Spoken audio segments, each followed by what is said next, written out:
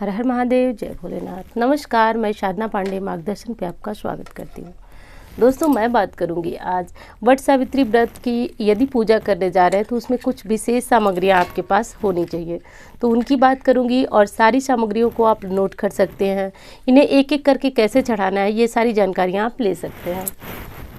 तो दोस्तों, बात कर लेते हैं सामग्रियों की। देखिए, वट सावित्री व्रत में कुछ सामग्रियां ज़रूरी होती हैं, बाकी कुछ सामग्रियां आपकी क्षेत्रीय मान्यता के ऊपर टोटल निर्धारित होती हैं। तो सर्वप्रथम तो देख लीजिए कि आपको कौन कौन सी चीज़ें ज़रूर लेनी है। सबसे पहले हल्दी। दोस्तों, हल्दी एक मतलब ये कहें कि इस पूजा के लिए अनिवार्य है, बेहद ज़रूरी है। हल्दी आप जानते हैं शुभता की निशानी मानी जाती है, इसलिए हल्दी सर्वप्रथम आपको लेना है। और ये चाहिए सुपारी, कसैली, जो भी बोलते हो आप, ये ज़रूर चाहिए। एक तो कलश में डालने के लिए, और दूसरा आप यदि गणेश जी की स्थापना करेंगे तो ये कसैली आवश्यक है। पान के पत्ते चाहिए, और ये रोली भी देखिए, हल्दी रोली बहुत आवश्यक है, तो इन दो चीज़ों को तो भूलिएगा मत। और ये चाहिए आपका सिंदूरा जो भी हो, छोटा बड़ा, उसको ले लीजिएगा। और ये एक सिंदूर चाहिए चढ़ाने के लिए, वैसे इस सिंदूर में से भी चढ़ाया जाता है। इत्र चाहिए, और ये देखिए कुछ स्थानों पे कच्चे सूत की फेरी लगाई जाती है, और कुछ स्थानों पे इस तरह कलावा की जो है फेरी लगाई जाती है। तो जो भी हो आप ले लीजिएगा। और ये है धूप बत्ती, कोई भी धूप बत्ती ले लीजिएगा, धूप बत्ती भी अनिवार्य होती है चढ़ाने के लिए। अब यहाँ देख लीजिए, ये अलग से हमने रखा है, रोली है। ये सिंदूर, जो येलो वाला सिंदूर है, बेहद ज़रूरी होता है, तो वो है ये। और ये कुछ फूल है, और ये अलग से कलावा है जो कि वस्त्र के रूप में हम अर्पित करेंगे। तो ये चीज़ें ले लीजिए दोस्तों।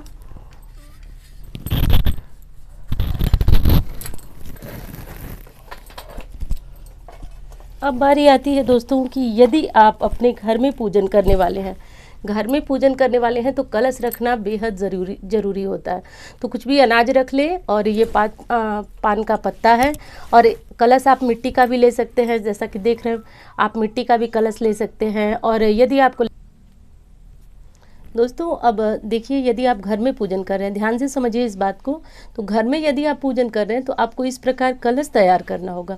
वहीं पे यदि आप किसी वट वृक्ष के पास जाकर के वट सावित्री का पूजन कर रहे हैं तो आपको कलश रखना अनिवार्य नहीं है। और हाँ, एक चीज़ और बता दूँ, कुछ लोग कंफ्यूज हो जाते हैं कि ये कलश जो है स्टील का है। दोस्तों, फूल या फिर कांसा इसको बोला जाता है, स्टील नहीं है, इसलिए आप लोग भ्रमित ना होइए। अब अगली और महत्वपूर्ण चीज़ ये भी है दोस्तों, जैसा कि आप जानते हैं, श्रृंगार सामग्री। तो उसमें रखी जाती है चुनरी। आप साड़ी भी चढ़ा सकती हैं, चुनरी भी चढ़ा सकती हैं। और बाकी ये श्रृंगार की सामग्री, जैसे कि आप देख ही रहे हैं, चूड़ी है, सिंदूर है, बिंदी है, नेल पॉलिश है, और ये महावर वगैरह है। तो मतलब यही सारी श्रृंगार की सामग्रियां हैं, ये रख लीजिएगा। कुछ दक्षिणा जरूर रखिएगा, इसके ऊपर दक्षिणा जरूर रखी जाती है दोस्तों। और एक और महत्वपूर्ण चीज़ है जिसको कि आप ध्यान दीजिएगा दोस्तों, ये है बांस का पंखा। आप सभी इसके बारे में जानते होंगे, ये इस पूजा के लिए बेहद ज़रूरी होता है। तो बांस का पंखा आपको बाज़ार में इन दिनों में, जैसे कि वट सावित्री पूजा की तैयारियां चल रही हैं, तो सभी लोग ले रहे हैं, तो ये ले लीजिएगा। और ये पंखा बहुत आवश्यक होता है दोस्तों। कहा जाता है कि ये शुभता, बांस वैसे ही वंश वृद्धि के प्रतीक माना जाता है। बांस हमारे हिंदू धर्म के संपूर्ण जो है शुभ कार्यों में भी होता है, जैसा कि आप जानते हैं अशुभ कार्यों में भी इसका प्रयोग होता है, फिर भी बांस को हम शुद्ध मानते हैं। तो बांस के ऊपर, जैसे कि जब आपकी पूजा हो जाए तो बांस के ऊपर ये सारी श्रृंगार सामग्रियाँ आप रख करके, और जब आप किसी को दान देते हैं, देखिए कुछ स्थानों पे इस सामग्री को ब्राह्मण को दान दिया जाता है, कुछ स्थानों पे धोबन को दान दिया जाता है। तो आपके यहाँ जो भी परंपरा हो, देखिए स्थानीय परंपरा को आप मत छोड़िए, जो आपकी स्थानीय परंपरा हो, जो आपकी मान्यता हो, उसे आप ज़रूर कीजिएगा। और दूसरी चीज़, अब क्या करना है दोस्तों कि ये सारी चीज़ें तो हो गई। अब महत्वपूर्ण चीज़ आती है आपकी परिक्रमा की। तो जैसे कि परिक्रमा के लिए हमने बताया कि आपको परिक्रमा के लिए क्या क्या चीज़ें लेनी अनिवार्य है।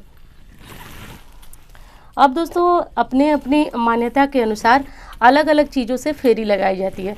कुछ स्थानों पे सुहाग की सामग्री से फेरी लगाई जाती है, लेकिन कुछ स्थानों पे मूंगफली या फिर अन्य किसी ड्राई फ्रूट से फेरी लगाई जाती है। हमारे यहाँ जो आसानी से लोग फेरी लगाते हैं और बहुत ज़्यादा मान्यता है इसकी, वो है मूंगफली के दानों की। तो सबसे पहले तो इसको 108 की संख्या में गिन कर ही पेड़ के पास ले जाइएगा। एक तो इससे होगा ये कि आपका जो गिनती है परिक्रमा करते टाइम वो भूलेगी नहीं, तो ये रख लीजिएगा। और रही बात भोग की, तो देखिए ये भोग ज़रूर चढ़ाया जाता है। अब आपके यहाँ ये भोग को क्या बोला जाता है, हमारे यहाँ गुलगुले बड़गुले इसको बोला जाता है। तो ये गुड़ और आटे से बनाया जाता है, तो ये रख लीजिएगा। कुछ स्थानों पर पूरी हलवा भी चढ़ाया जाता है, लेकिन जैसा मैं बार बार कह रही हूँ, आप देख लीजिएगा परिवार में क्या होता है। और शास्त्रों की जानकारियाँ मैं आपको दे रही हूँ, तो उसमें सिर्फ यही बताया गया है कि आप जो है गुलगुले या बड़गुले का ही भोग लगाए, जो कि आपके सामने है। तो वही चीज़ें हमारे शास्त्र में लिखी हैं जो मैं आपको बता रही हूँ। अब एक चीज़ और है दोस्तों, ये देखिए चने की दाल। चने की दाल आज विशेष चढ़ाई भी जाती है और चने की दाल पारण के समय भी इस्तेमाल की जाती है। तो चने की दाल या फिर चने, भीगे चने भी आप ले सकते हैं, जो काले वाले चने होते हैं वो भी आप इस्तेमाल कर सकते हैं। और जो भी मौसमी फल आपको मिल जाते हैं, जैसा कि जो इस मौसम के हों उपलब्ध हो, वो चीज़ें आप रख लें। और इस तरह से करके दोस्तों आपकी संपूर्ण सामग्री पूर्ण हो जाएगी। एक चीज़ और बताना चाहूँगी आपको कि यदि आपको घर में पूजन नहीं करना है बट वृक्ष के पास पूजन करना है, तो उसमें से आप एक चीज़ का ध्यान रखिएगा कि आप कलश नहीं रखेंगे, गौरी गणेश की स्थापना नहीं करेंगे। और यदि आप घर में पूजन कर रहे हैं तो इस तरह की आपको एक बरगद की आपको या तो टहनी चाहिए, या फिर नर्सरी से ला करके पौधा रखें, या फिर आप बाहर जाके करें। तो सारा विकल्प है, लेकिन जो भी टहनी आप ला रहे हैं उसमें एक चीज़ का ध्यान रखिएगा कि इस तरह की कोपलें होनी चाहिए। ये कोपलें खाकर ही व्रत का पारण किया, मतलब इसको निगल कर ही, ध्यान से देखिए, इसको निगल कर ही व्रत का पारण किया जाता है। तो इस तरह की टहनी होनी चाहिए आपकी पूजा के लिए। तो ये सारी सामग्री आपको ज़रूर लेनी है। और दूसरी चीज़ मैं बता दूं कि आप यदि किसी पुराने वट वृक्ष के पास जाकर पूजन करते हैं तो उसकी तो मान्यता ही अपने आप में है, लेकिन नहीं जा पाते हैं तो कोई बात नहीं, इस तरह भी वट वृक्ष का पूजन करके अपना वट सावित्री व्रत जो है वो पूर्ण कर सकते हैं। वीडियो कैसी लगी ये तो बताइएगा ज़रूर, और अच्छी लगी तो लाइक कीजिए दोस्तों, कमेंट कीजिए और शेयर भी कर सकते हैं जिन्हें ज़रूरत है। तो मिलती हूँ इसी तरह के वीडियो के साथ। धन्यवाद।